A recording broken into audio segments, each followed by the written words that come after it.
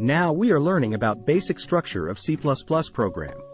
This the basic structure. Let's break down each line of code. Hashtag include. This line includes the IOStream library, which allows input and output operations, such as coup and sin. Using namespace std. This line tells the compiler that we're using the std namespace, which includes many standard C++ libraries. Int main. This is the main function, which is the entry point of the program. All C++ programs must have a main function. Code goes here. This is where you write your program's code. Return 0.